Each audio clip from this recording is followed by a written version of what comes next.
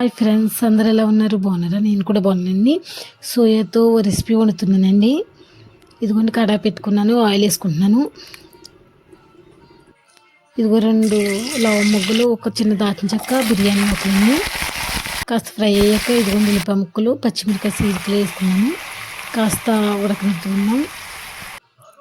ఇదిగోండి సోయా ఈ ప్యాకెట్లు.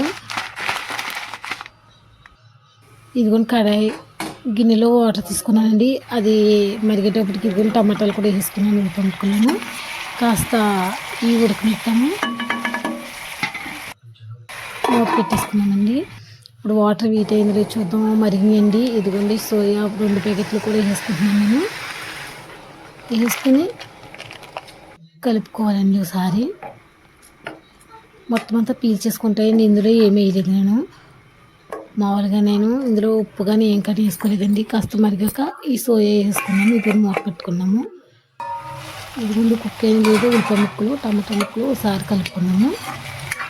కింద అరిగంటకుండా ఉంటాయండి, ఒకసారి కలుపుకున్నాము. ఇన్ని కుక్ అయిందండి.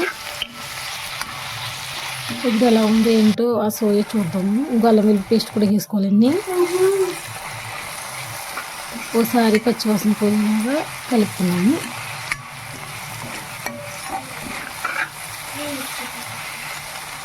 ఇదిగోండి ఇప్పుడు చూసుకున్నాం. మొత్తం అంతా వాటర్ పీల్చేసుకుందండి. ఇలా అయ్యింది. అచ్చం కైమేలా ఉందండి ఇది. ఇదిగోండి ఇది మొత్తం అంతా అందులో వేసుకున్నాము. ఇదిగోండి మూత తీసుకొని ఒకసారి కలుపుకొని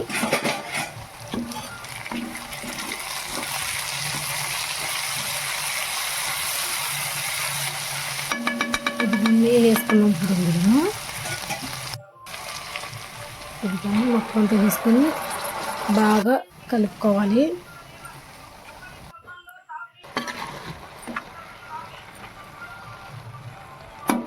ఓసారి 5 నిమిషాలు మగ్గించుకుందాం, మూత పెట్టేసుకుందామండి.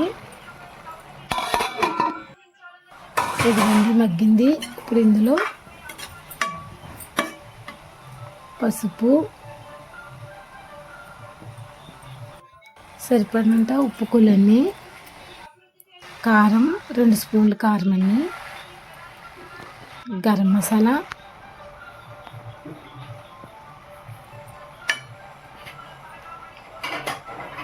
మొత్తం అంతా ఒకసారి కలుపుకుందామండి. ఉప్పు, కారం, మసాలా అంతా ఇట్లకి పట్టేలాగాను.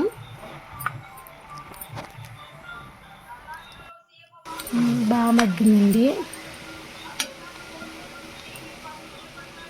ఇదిగోండి ఒక గ్లాసు. ఈ గ్లాస్తో ఫుల్గా కూడా కాదండి, లైట్గానే వేసాను. కాస్త హెల్త్గానే వాటరు. ఇంట్లో కారం కదండి, అందుకని కలర్ రాదు ఇది. కాకపోతే ఘాట్ అయితే చాలా కారంగా ఉందండి. మీరు చూసుకుని వేసుకోండి. ఒకసారి మూత పెట్టుకుని 2 నిమిషాలు ఉడికించుకుందాం. ఉడికించుకున్నాక ఇదిగోండి ఇలా ఉన్నది. అన్నీ చూసుకోండి, ఉప్పు అన్నీ సరిపోలేదు. నాకైతే సరిపోయినాయి. ఒకసారి మీరు టేస్ట్ చూసుకొని అప్పుడు ఏం సరిపోలేదో అవి మళ్ళీ అందులో వేసుకోండి. ఇది చపాతీలకు కానీ రైస్లకు కానీ చాలా బాగుంటుందండి. మీరు కూడా ట్రై చేసి లైక్ చేయండి, షేర్ చేయండి, సబ్స్క్రైబ్ చేయండి. Thank you.